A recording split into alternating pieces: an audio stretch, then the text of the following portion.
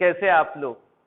तो हम हमारे जो लेक्चर्स है वो लेक्चर हमारा जो था वो ऑप्टिकल आइसोमर्स के बारे में लेक्चर हमारे चालू थे और मैंने कहा था कि ऑप्टिकल आइसोमर्स के लिए हमको 2 लेक्चर्स लगते हैं, लेकिन टाइम कंस्ट्रेंट की वजह से हमको अभी 3 लेक्चर लगने वाले हैं ऑप्टिकल आइसोमर समझने के लिए या फिर ऑप्टिकल आइसोमेरिज्म समझने के लिए। ठीक है, तो हम हमारे अगले टर्म की तरफ चलते हैं जिसका नाम है ऑप्टिकल एक्टिविटी। देखो अगले टर्म का नाम है ऑप्टिकल एक्टिविटी। अब इसके पहले के लेक्चर में हमने पढ़ा था कि ऑप्टिकली एक्टिव कंपाउंड क्या होता है। अब ऑप्टिकली एक्टिव कंपाउंड के बारे में अगर आपने पढ़ा नहीं होगा तो आप क्या कीजिए, इस लेक्चर के डिस्क्रिप्शन बॉक्स में जाइए और ऑप्टिकल एक्टिव कंपाउंड के बारे में पढ़ लीजिए, या फिर मैं थोड़ा सा उसको रिवाइज कर देता हूँ। ठीक है, एक कंपाउंड है जिसको मैंने एक बीकर में लिया, उस कंपाउंड का मैंने क्या लिया, तो सॉल्यूशन लिया।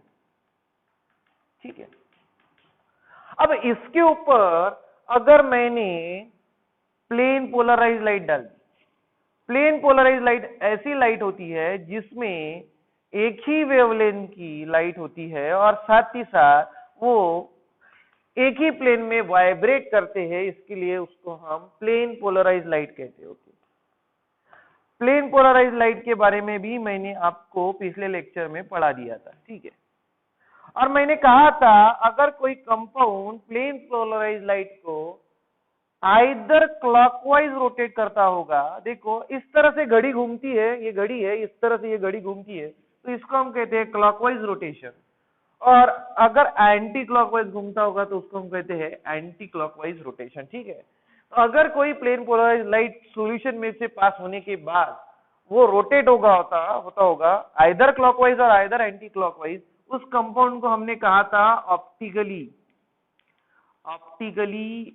Active compound, optically active compound.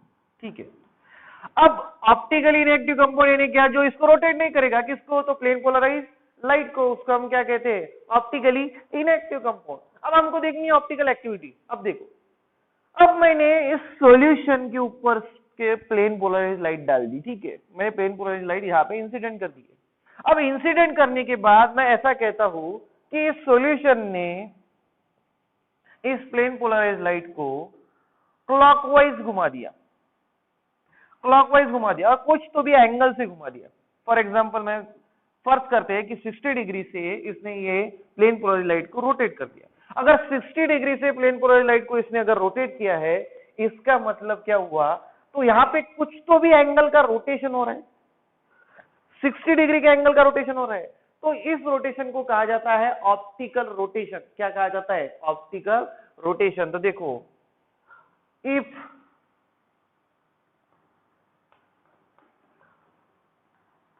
a plane polarized light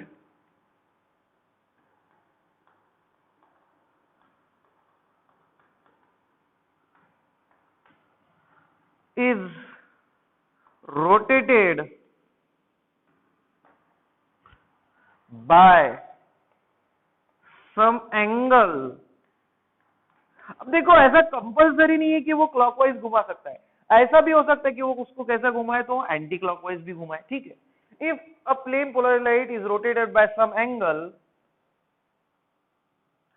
by an optically active compound, by an optically active compound, then it is called as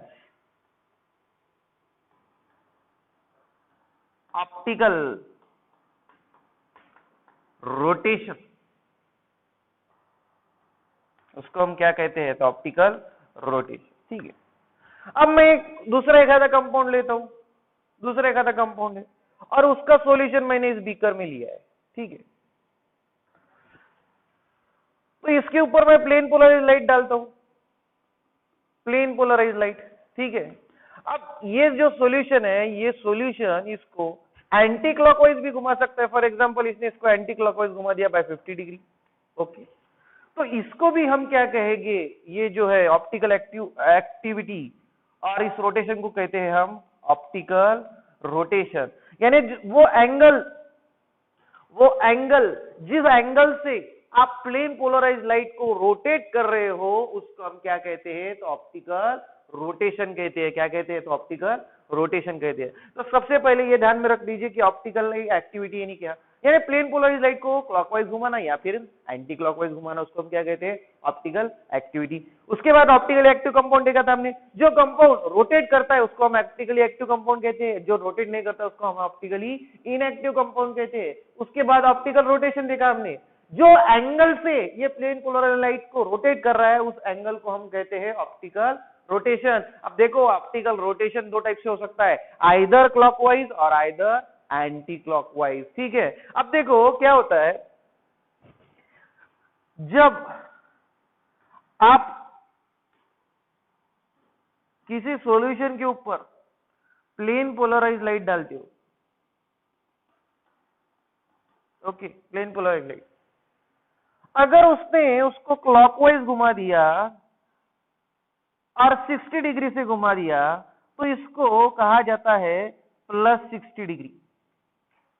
देखो मैंने क्या कह रहा हूं, अगर आपने किसी सॉल्यूशन के ऊपर प्लेन पोलराइज लाइट डाला और उसने उस सॉल्यूशन ने उसको क्लॉकवाइज घुमा दिया, कितने डिग्री से, 60 डिग्री से। देखो क्लॉकवाइज यानी जैसी घड़ी घूमती है वैसी, तो हम उसको कहते हैं +60 डिग्री।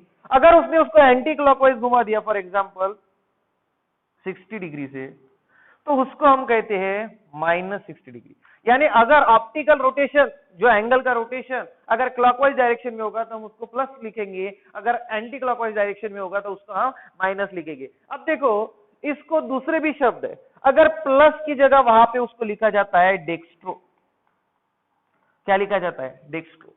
यानी डेक्स्ट्रो रोटेटरी अगर कोई कंपाउंड कहा गया आपको कि ये एक आधा कंपाउंड डेक्स्ट्रो रोटेटरी है, इसका मतलब क्या है, तो वो प्लेन पोलराइज लाइट को कितने डिग्री से घुमा रहा है, तो वो क्लॉकवाइज घुमा रहा है, या जो दिया होगा वो डिग्री का रोटेशन उससे। तो डेक्स्ट्रो कहा कि समझ जाना कि वो कैसे घूमता है, वो प्लेन पोलराइज लाइट को क्लॉकवाइज घुमाता है।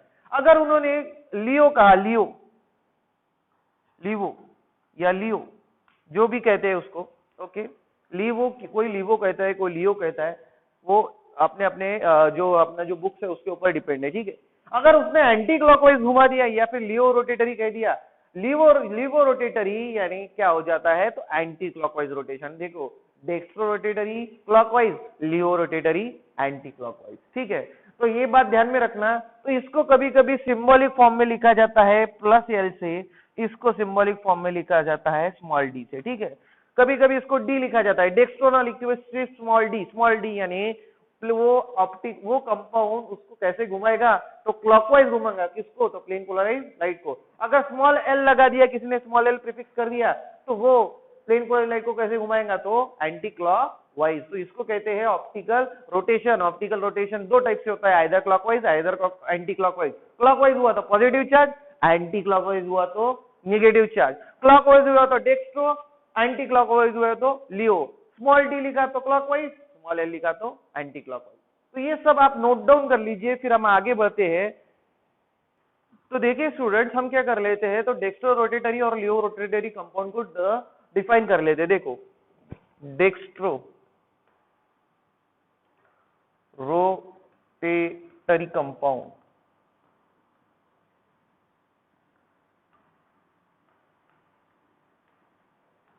इसको डिफाइन कर लेते हैं। ठीक है, the compound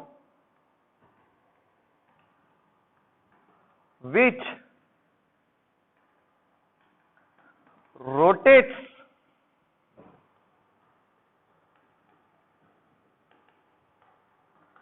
plane polarized light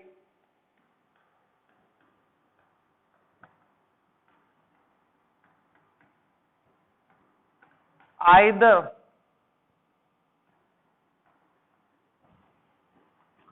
clockwise,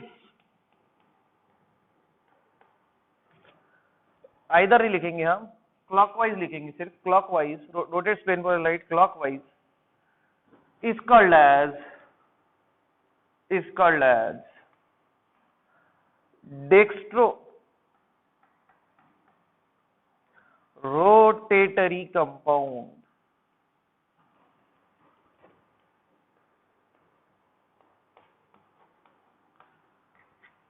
It is designated as it is designated as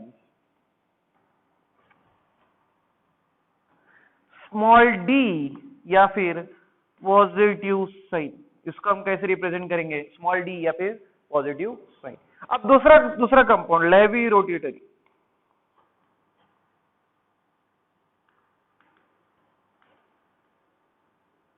compound तो लेवी रोटेटरी कंपाउंड पर, या फिर इसको कोई लोग लीवो रोटेटरी भी कहते हैं, तो मैं इसको लीवो रोटेटरी कर देता हूं। Levo rotatory compound, the compound which rotates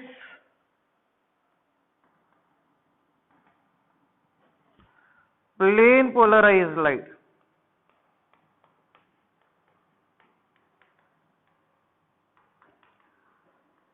anti-clockwise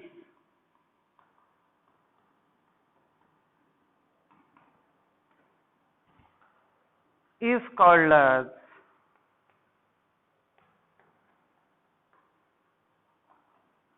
levorotatory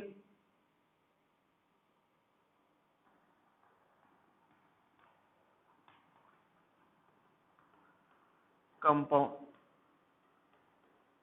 ठीक है, तो ये हो गया आपका डेक्स्ट्रो रोटेटरी और लीवो रोटेटरी, और इसको हम अगर डेजिग्नेट करेंगे, it is designated as minus और स्मॉल एल। इसको हम कैसे रिप्रेजेंट करेंगे, माइनस और स्मॉल एल। ठीक है, और अब हमारे फाइनल टर्म की तरफ आते हैं हम, ऑप्टिकल आइसोमर्स। देखो, ऑप्टिकल आइसोमर्स, अब इसका डेफिनेशन देखो ऑप्टिकल आइसोमर्स का। Compounds having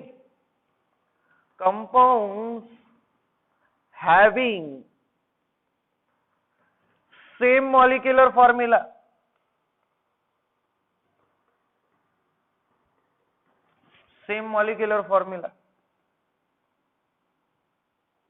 but different optical rotation।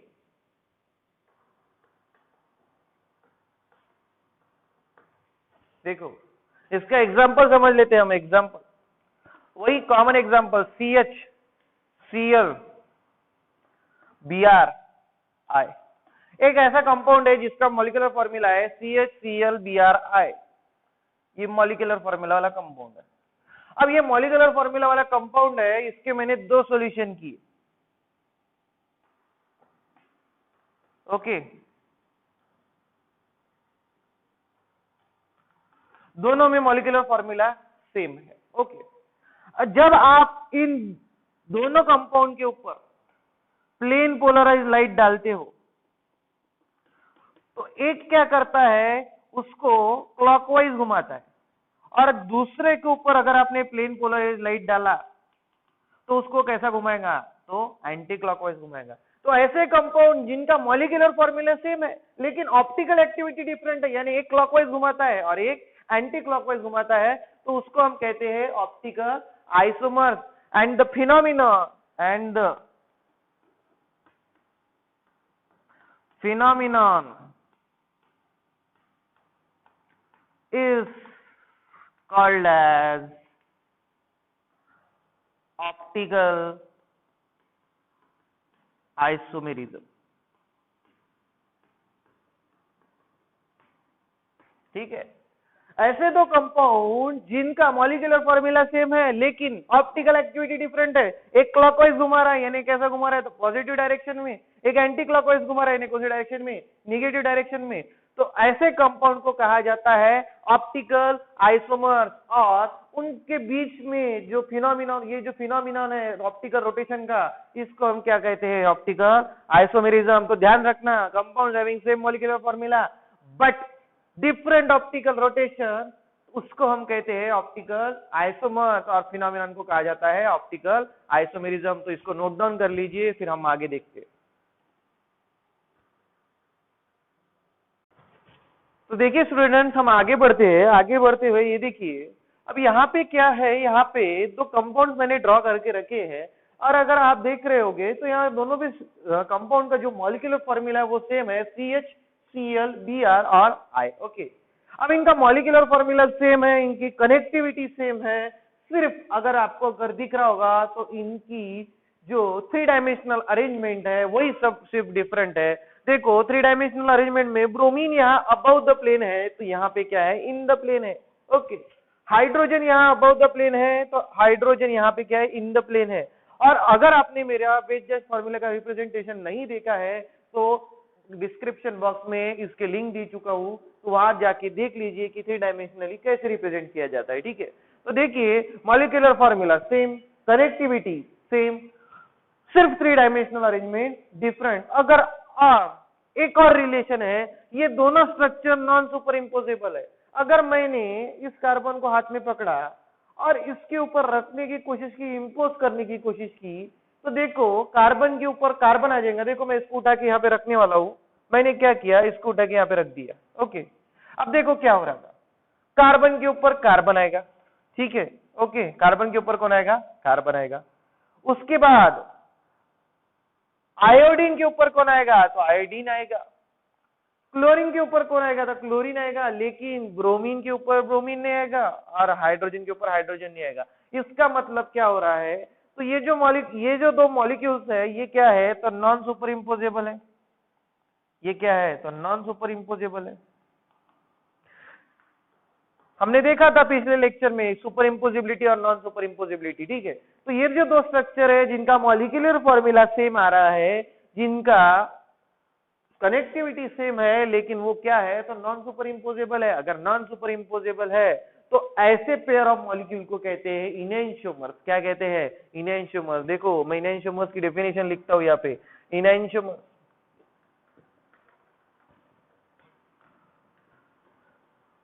two compounds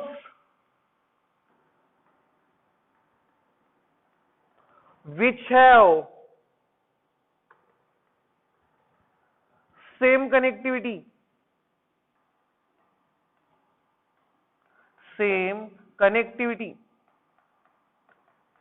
but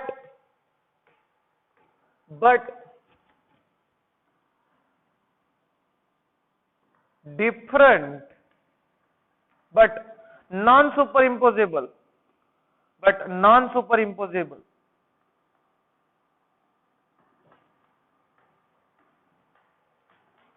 on each other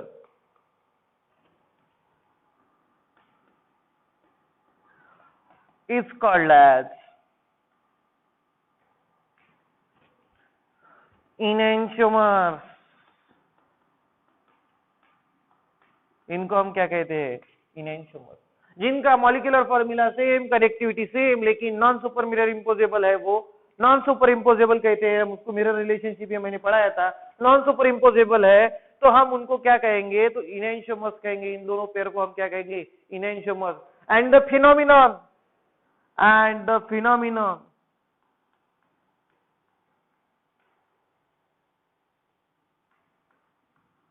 is called as enantiomerism। इस फिनोमिनन को हम क्या कहते हैं, तो इनैंशियोमेरिज्म। अब देखो बच्चों, अब ये दो स्ट्रक्चर है, इनका जो है मॉलिक्यूलर फॉर्मूला सेम है, कनेक्टिविटी सेम है, और भी चीजें इनकी सेम होती है। जैसे फिजिकल प्रॉपर्टीज, अगर आप इन दोनों भी स्ट्रक्चर की अगर फिजिकल प्रॉपर्टीज देखोगे, जैसे बॉइलिंग पॉइंट देखोगे, जैसे मेल्टिंग पॉइंट देखोगे, रिफ्रैक्टिव इंडेक्स देखोगे, तो ये दोनों स्ट्रक्चर के जो फिजिकल प्रॉपर्टीज है वो सेम होंगे। लेकिन एक फिजिकल प्रॉपर्टी ऐसी है जो दोनों में डिफरेंट रहेंगी, उसका नाम है ऑप्टिकल रोटेशन। अब आप जब भी कभी इस स्ट्रक्चर के ऊपर प्लेन पोलराइज लाइट डालोगे तो आपको दिखाई देगा कि ये उसको क्लॉकवाइज रोटेट कर रहा है। कैसे, देखो प्लस साइन, कैसे क्लॉकवाइज रोटेट कर रहा है। लेकिन अगर आपने ये दूसरे स्ट्रक्चर के ऊपर प्लेन पोलराइज लाइट डाला तो आपको पता चलेगा कि उसको कैसे रोटेट कर रहा है, तो एंटी क्लॉकवाइज। तो देखो इनैंशियोमर्स में सभी प्रॉपर्टीज सेम होती है, लेकिन एक प्रॉपर्टी को छोड़ के, जिसका नाम है ऑप्टिकल एक्टिविटी। अगर एक इनैंशियोमर वो प्लेन पोलराइज लाइट को क्लॉकवाइज घुमाता होगा, तो दूसरा जो इनैंशियोमर है उसको कैसा घुमाएगा, एंटी क्लॉकवाइज घुमाएगा। यानी इन दोनों के प्रॉपर्टीज में एक ही डिफरेंस रहेगा, वो रहेगा ऑप्टिकल एक्टिविटी का। और दूसरा डिफरेंस देखो, केमिकल रिएक्शन उनकी सभी जगह सेम रहेगी।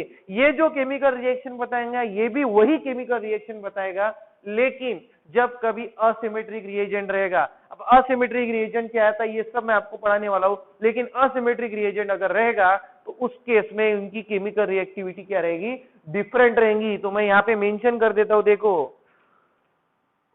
Physical properties,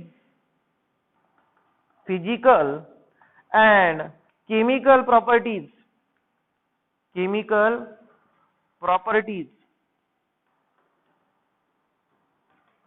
of two enantiomers will be same exception है वहां पे। एक्सेप्शन देखो कौन सा, सबसे पहला एक्सेप्शन है ऑप्टिकल एक्टिविटी। ऑप्टिकल एक्टिविटी मैंने कहा कि अगर एक क्लॉकवाइज घुमाएगा तो दूसरा कैसे घुमाएगा, एंटी क्लॉकवाइज घुमाएगा। इसके ऊपर आप प्लेन पोलराइज लाइट डालो, ये अगर क्लॉकवाइज घुमाएगा, और इसके ऊपर अगर आपने प्लेन पोलराइज लाइट डाला तो ये कैसा घुमाएगा, एंटी क्लॉकवाइज। तो देखो फिजिकल और केमिकल प्रॉपर्टीज दोनों में सेम रहेगी, लेकिन एक्सेप्शन है ऑप्टिकल एक्टिविटी, और दूसरा कौन सा है, एंड रिएक्शन टूवर्ड्स